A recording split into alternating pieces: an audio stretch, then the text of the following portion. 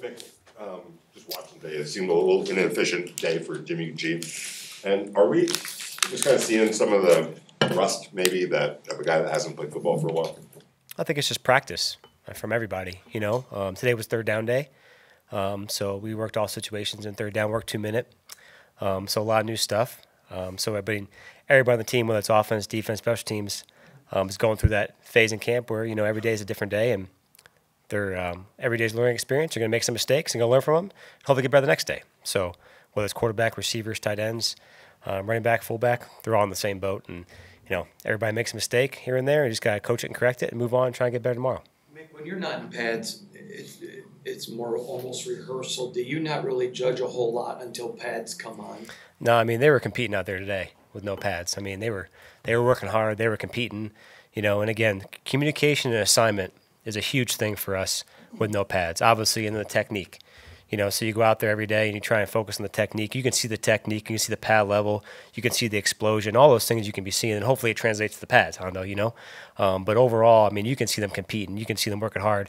Every day is an evaluation process. Whether that's just a meeting, everything's part of the evaluation process, and the pads are a great benefit to that. We get to see the physicality tomorrow and the next day, but no, every day is, I think, equal. I know Renfro said last week that he felt he let the team down last year. What have you seen that's different from him this camp so far? Yeah, Hunter's working hard. It's like with the whole receiver room. I think his mindset overall has been really good, been positive, taking the coaching, and really just trying to get better every day, just like the whole room. The receiver room's done a great job with that with Coach Egger, and they're working hard, taking the coaching points and working towards becoming better. And I think you see that every day at practice. Obviously, it's fairly unique in that you've worked. The guys have worked in the system, in Jimmy and Brian. But when you turn over an entire quarterback room, what kind of, issues does that present working toward the season? I don't think there's really many issues that come from it. I think you start, every day, every year with, you start to build a foundation.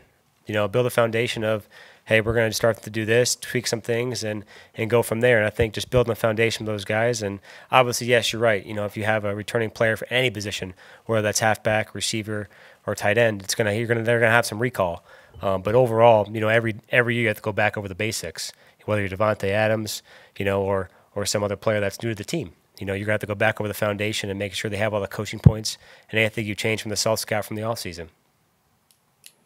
Mick, you've been on a lot of good football teams, but I'm curious, this is arguably the deepest wide receiver room in the NFL. When you look around that room and what everyone offers, is this kind of an offensive coordinator's dream come true? Well, first of all, I think that receiver room works extremely hard, which it makes coaching very, very, very enjoyable. Which every meeting they have them in there, they have their notebooks out, they're attentive, they're listening, and I think that's really at the end of the day what you strive for as a coach. The whole entire unit is pretty much that way, which is great. Their attention is great. Their attention to detail is what you want it to be. And I think as a coach, speaking of the unit, it's very enjoyable to go in there in the meeting room every day and onto the practice field because they want to get better. There's a couple of your rookies that you drafted that were starting to get a couple of reps and pretty good in the vertical game, Michael Mayer and Trey Tucker. What have you seen from them that you've liked so far? Michael, obviously, he made a couple plays today, which was good to see in the passing game. Again, hopefully he can translate that to the running game and stuff like that tomorrow. And then Trey Tucker, first of all, no one, I think has all the answers to come to the league, first of all. And it's tough as a rookie. And I think those guys have done a good job of coming in here and just taking the coaching, especially like the young linemen as well, and they really are working hard to kind of, I would say, just grow. And you hope to see that in practice with the young player. And I think you see that kind of expand throughout with them. And it's very, very fun to see with any young player at any position.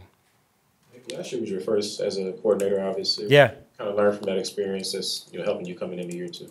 I think just everything, you guys have, I think, asked me that before in the spring and stuff like that. I think overall, it's just anything you do in life, you learn from your mistakes and you learn from just trials and all those type of things. Hey, I'm going to do this a little bit differently because I didn't like how I did it before. Or, I was doing that right. That felt really good.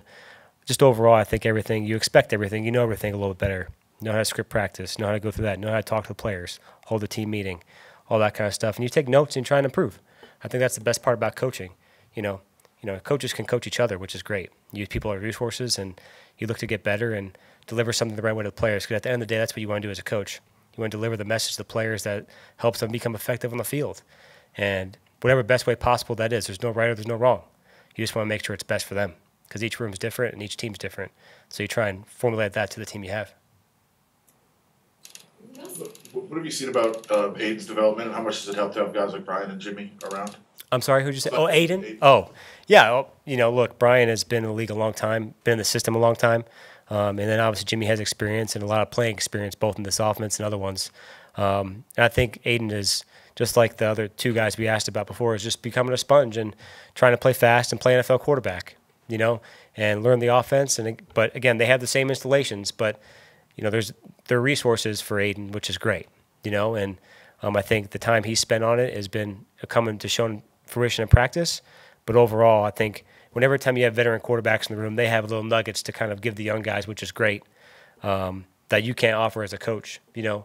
As a quarterback coach, you can tell them the reads and all that stuff and give them reminders. But, you know, sometimes players have a little different tidbits to give each other, which that's great too. You know, whether it's receiver, back, tight ends, those veteran guys, hey, try this, do this. You know, the veterans really take pride in doing that with each other, which is really fun to see, whether it's the receivers or the tight ends. I mean, you know, and as a coach too, you can ask a player, hey, what do you think about this? Have you tried this before? You know, and they may have good or bad experiences from it. And that's the same thing with quarterback. So overall, it's been great. Jimmy has to keep his focus. He's the man. It's his job. So this is not a slam on Jimmy in the least bit. But in New England, Brian was able to be a backup, but also a coach to Mac Jones. How much does it help to have him where he's sitting next to Aiden, showing him things, just so Aiden's hearing it from two places, a coach and a player? Yeah, it's you know, all the meeting room that's in there, it's very, I would say, just open, and all those guys are, I would say, talking back and forth and giving reminders and tips, and there's no egos in there at all, which is the best part about it. Brian doesn't have an ego, Jimmy doesn't have an ego, and Aiden's just a sponge. So, I mean, overall, and Coach Bo does a great job with those guys, and, you know, they go over everything in detail, just like every other position group. And I think just overall, you know, having that communication between the whole room is great, whether it's Brian or Jimmy, to both Aiden. I think last year you kind of led the way with the tight end room since you guys didn't like have a specific coach for it. Yeah. Jerry Shaplinski, you know, taking over that position. What are you seeing? Just kind of them working together as a group. Yeah, Jerry is a great person and, you know, fits in really well with the staff and works really hard. And, like everybody else on the staff, they, you know, I can't speak highly enough of the staff that we have in terms of trying to get their position out there. Jerry just, you know, is a really detailed coach. Attention to detail is important to him. Players respect him because of what he demands from him every day. And I trust a lot into Jerry to get what we need to get the tight end room to do because he puts a lot of time and effort into it, and they see that. All right, thanks, Coach. Thanks, guys. Appreciate it.